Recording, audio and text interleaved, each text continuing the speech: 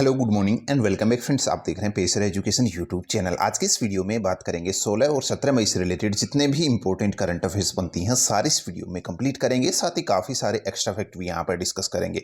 सो पूरे लेसन को ध्यान से और लास्ट तक आप जरूर देखिएगा। इसकी PDF आप डाउनलोड कर सकते हैं नीचे वीडियो के डिस्क्रिप्शन में से। देखिए, सबसे पहले हम बात कर लेते हैं जो लास्ट वीडियो की क्विज थी आपके लिए। क्वेश्चन था कि ऑस्ट्रेलियन ओपन 2022 का महिला एकल का खिताब किसने जीता था। यहां पर बात हो रही है ऑस्ट्रेलियन ओपन का जो महिला एकल का खिताब था, एशले बार्टी आपका करेक्ट आंसर था यहां पर। ठीक है, ए वाला ऑप्शन। चलिए अब बात करते हैं यहां पर आज की करंट अफेयर्स की। पहला अपडेट आपके सामने है, 73 साल बाद बैडमिंटन में किसने इंडोनेशिया को हराकर पहली बार थॉमस कप का गोल्ड मेडल जीतकर एक नया इतिहास रच दिया है। करेक्ट आंसर होगा यहाँ पर Bharat. Very very important update है भारत के लिए। देखिए, भारत ने पहली बार जो है थॉमस कप जीता है। 73 साल के इतिहास में भारत पहली बार जो है थॉमस कप जीतकर एक नया रिकॉर्ड बना दिया है। और यहाँ पर देखिएगा, भारत ने जो है फाइनल में 14वीं बार की जो चैंपियन है इंडोनेशिया, ध्यान रखिएगा, इंडोनेशिया जो कि 14 बार चैंपियन रह चुकी है, इसके अंदर थॉमस कप 14 बार जीत चुकी है, उसी को फाइनल में हराकर यहाँ पर ये रिकॉर्ड भारत ने बना लिया है। तो इंपॉर्टेंट है, ध्यान रखिएगा।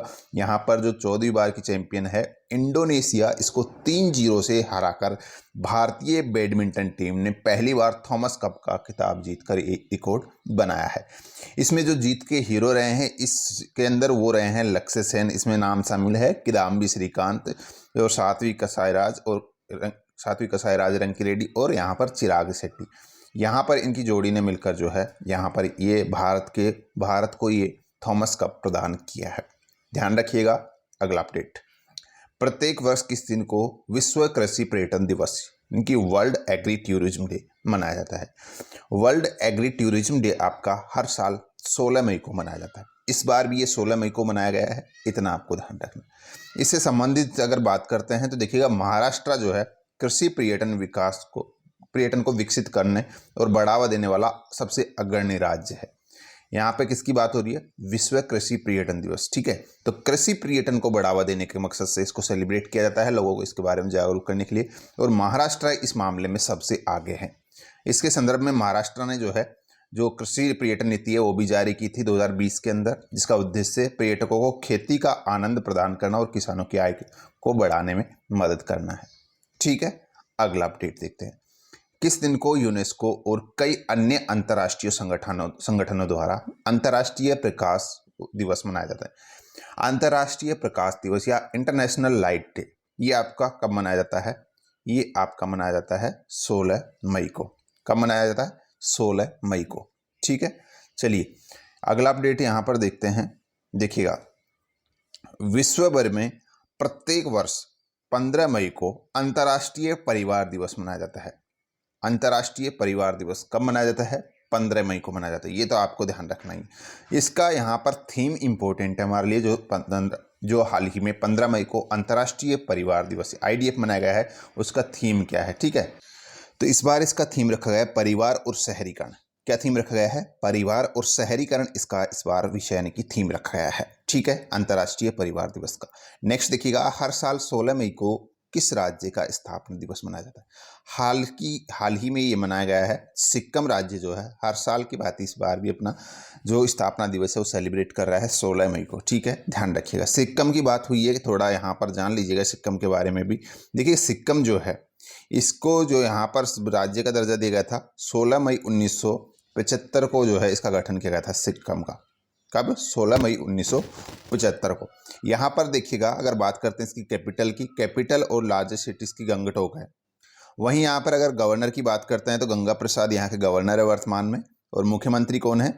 प्रेम सिंह तमाग यहाँ के वर्तमान में मुख्यमंत्री हैं। वहीं राज्यसभा और लोकसभा की सीटें यहाँ पर एक एक है, ये भी ध्यान रखिएगा। एग्जाम में पूछ लिया जाता है कि जो मान लीजिए सिक्किम की लोकसभा सीटों की संख्या कितनी है, राज्यसभा सीटों की संख्या कितनी है, ध्यान रखिएगा, एक एक है। और एरिया के हिसाब से सिक्किम का जो स्थान है देश के अंदर वो है 27वें नंबर का।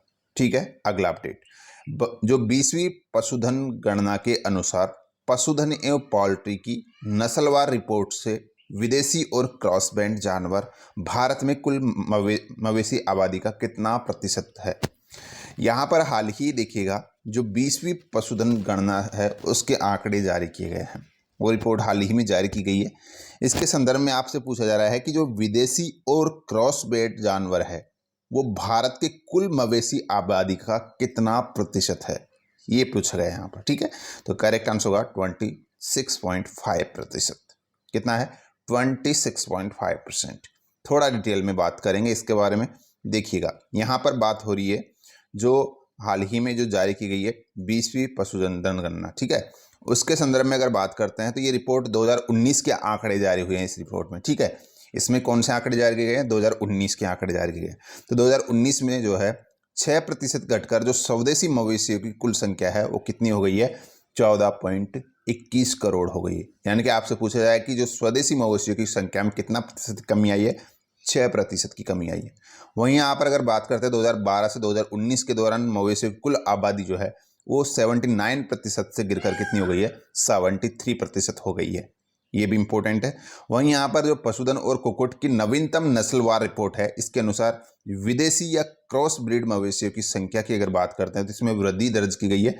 और कितनी वृद्धि हुई है? यहाँ पर ये जो है कितना प्रतिशत है? लगभग 26.5%। यही यहाँ पर क्वेश्चन में पूछा गया था। ठीक है, तो यहाँ पे वृद्धि हुई है इसमें। ठीक है, वहीं अगर बात करते हैं तो 2012 में जो इन मवेशियों की संख्या थी वो कितनी थी? 3.9 करोड़ थी।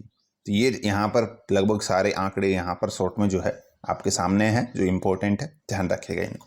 ठीक है, अगला अपडेट, केन्या की एक नर्स जिनको हाल ही दुनिया की सर्वश्रेष्ठ नर्स के रूप में चुना गया है।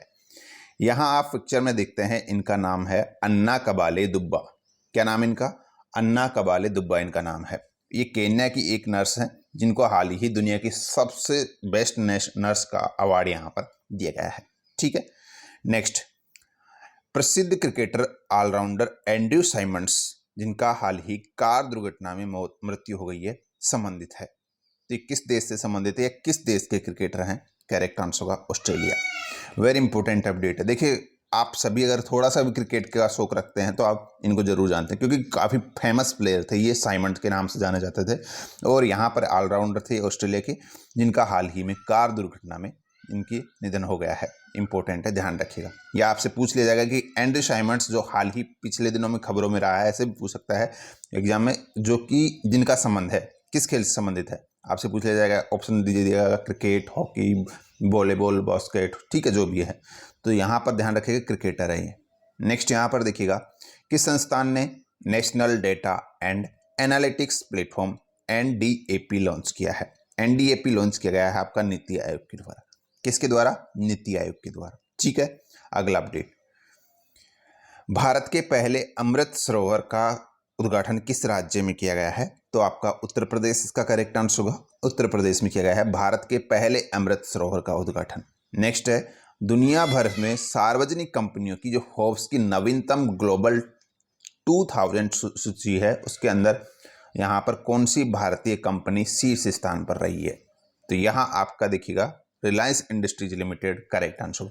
देखिएगा, फोर्ब्स का नाम आपने सुना है खूब सभी ने। ठीक है, फोर्ब्स के द्वारा हाल ही ये दुनिया की टॉप यहाँ पर जो सबसे बेस्ट कंपनीज है, टॉप, ठीक है, 2000 कंपनीज, उनकी लिस्ट जारी की गई है। अब इस लिस्ट में यहाँ पर देखिएगा, अगर बात करते हैं तो भारत की तरफ से जो रिलायंस इंडस्ट्रीज है लिमिटेड है, ये टॉप पर रही है। केवल मैं भारत की तरफ से बात कर रहा हूँ, ओवरऑल रैंकिंग की बात नहीं कर रहा। यहाँ पर देखिएगा भारत में जो है रिलायंस इंडस्ट्रीज टॉप पर रही है। वहीं यहाँ पर अगर थोड़ा सा भारत की और डिटेल्स में बात करते हैं तो वैसे तो ओवरऑल जो रैंकिंग है टॉप 2000 कंपनियों की, उसमें भारत की जो रिलायंस इंडस्ट्रीज है उसका स्थान कौन सा है? पूरी रैंकिंग में 2000 में 53वां स्थान है। और वैसे यहाँ पर केवल भारत की बात करते तो पहला स्थान है रिलायंस इंडस्ट्रीज का। वहीं उसके बाद में आता है दूसरा नाम हमारे जो स्टेट बैंक ऑफ इंडिया है उसका, वैसे ओवरऑल रैंकिंग में 105वें नंबर पर है। ठीक है, फिर आता है यहाँ पर HDFC बैंक जो 153वें स्थान पर है, फिर ICICI है, फिर ONGC है, HDFC है। ठीक है, तो ये थोड़ा सा यहाँ पर आप देख लीजिएगा।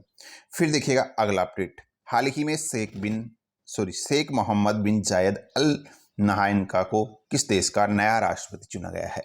तो करेक्ट आंसर आपका हो जाएगा UAE, संयुक्त अरब अमीरात जो है, इसी का नया जो राष्ट्रपति चुना गया है शेख मोहम्मद बिन जायद अल नहायाना को चुना गया है। ये आपको ध्यान रखना है। ठीक है, अगला अपडेट जो आज की क्विज है, इसका आंसर आपको नीचे कमेंट बॉक्स में लिखना है। क्वेश्चन है कि नवीनीकरणीय ऊर्जा मंत्रालय की नवीनतम रिपोर्ट के अनुसार नवीनीकरण ऊर्जा की उच्चतम संस्थापित क्षमता वाला राज्य कौन सा है, ये आपसे यहाँ पर पूछा जा रहा है। जो भी करेक्ट आंसर है कमेंट बॉक्स में लिखना है। सो गाइस, ये थी आज की करंट अफेयर्स। आई होप आपको वीडियो पसंद आई है तो लाइक और शेयर जरूर कीजिएगा। आज की इस वीडियो में इतना ही है, मिलते हैं नेक्स्ट वीडियो में। धन्यवाद।